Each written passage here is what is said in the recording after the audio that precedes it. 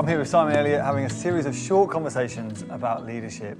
And we're talking really now about the practical nuts and bolts of leadership. We've talked about how to love people deeply and yet hold them lightly in ministry, to be effective under shepherds of Jesus. But I want to talk just very practically, particularly if you're on staff, or maybe if you're not on staff. It's just, how do you decide as a pastor which meetings to have and who to invite into those meetings on any given basis? A great question. I try and use, I say try because I often forget, I try and use what I call a meeting triangle. So I think about purpose, I think about people, and I think about place. And if you cannot complete a meeting triangle for a meeting, you shouldn't be having it. Because all of us have sat in meetings where we think we're not sure why we're here, we're not sure why we're in the room, we're not sure where this is going. What is the fruit of this meeting going to be? And I have run lots of meetings like that, and gosh, there are some faithful people who've sat through some really bad meetings. But if you do the meeting triangle, you first of all say, why do I need to have this meeting? What is the purpose of it? Because if I can't identify that, then you don't have it. Yeah? We might have had an elders meeting every Thursday night for the last 7 years, but why? And if we don't know why we're having it, stop. If you identify the why, okay, we want to have a meeting, let's use an elders meeting as an example. We want to have an elders meeting because we want to pray for the church and we want to discuss key issues within the church. We want to lead well. Okay, that's the why. So then you go, well, people. So who should be in that room? Because if you sit in a meeting and you're not sure why you should be there, you won't contribute, you won't take part. But equally, you might have someone who shouldn't be in the room who really wants to be in the room, and they'll take your meeting places you don't want to go. So once you know purpose, right, who needs to be in the room? And you might go, oh, it's an elders meeting, we just have elders.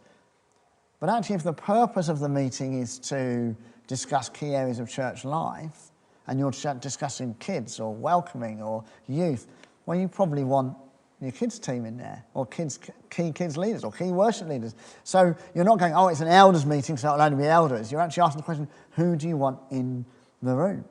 So why, purpose, people, and then what I call place, which is about frequency. You know, how often do you have this meeting? How long should this meeting be? Even where is the best place to have this meeting? Because there are some meetings that are brilliant around a table with food. Some are much better in a larger room, flip chart up, doing something like that. And so you then go, okay, not only do I know why I'm having this meeting, I know why these people are in the room, and actually I know this group of people need to meet for this reason once a month, or once a term, or once a year. You might have a meeting where you go, well, these people, it's every week, but for our kids team, they come once every 6 weeks. For our youth team, they come once every 6 weeks, because you're changing the frequency, the placement of that meeting. And if you do that, you will find your meetings become increasingly fruitful, because people will know why we're meeting. They'll know, okay, this is a monthly meeting, so that's why we're going to deal with these issues. And these people are in the meeting, and I know why they are. There's no one here who shouldn't be here. Yeah? Everybody is here who should be here. That will help you hugely. It's a little bit of discipline, and you have to be disciplined enough to go, if I haven't done that, I'm not having the meeting. And then your meetings will be fruitful.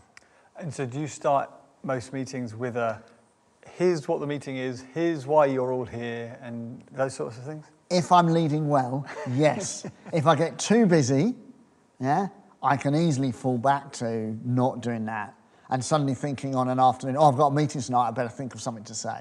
And I think lots of us have been in that place. But if I'm leading well, I will absolutely do that, because you'll do that twice. You'll do that before you invite people to the meeting, and then you'll remind people when you get in the meeting. And for some meetings that repeat, initially you want to create a culture for that meeting, so you will tell people every time.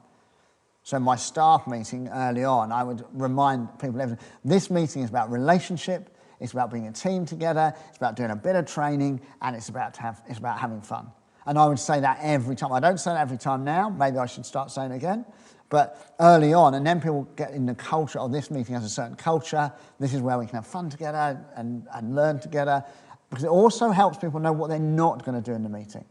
Because very often when you have a meeting, everything crowds in, doesn't it? Whereas actually you said, this is a meeting to talk about worship. I don't want to talk about kids. I'm not talking about kids. I'm Talk about worship. I want to talk about worship with kids. Okay, you snuck that one in there. But, people then know, and then actually your meetings can be shorter and more focused, which is incredibly helpful. I think the final thing I'd say on that now post-COVID, when you're looking at place, there are some meetings that work brilliantly on Zoom. There are some meetings that don't. And a question you can ask about place is this an in-person or is this an on Zoom? And that can really help you as well. And last question on this, how regularly do you review this so you don't get stuck in a rut? You should probably review at least annually. So ideally what you want to do is have a program of meetings for the year. So look at the year and think, right, have I got the right number of meetings balanced in terms of what's sustainable? Decide that, set them in your diary so everybody knows, and then probably about 2/3 of the way into the year, you want to start looking at your next year. And what you want to do then is review 8 months. Okay, we've been meeting as elders once a month. Is that enough, yes or no? Have we had enough other people in, yes or no? So set aside a bit of time to review. You're not going to change anything for the next 4 months, but you are going to change stuff for then month 13 through to month 24. So you can do it like that. Very helpful, thank you.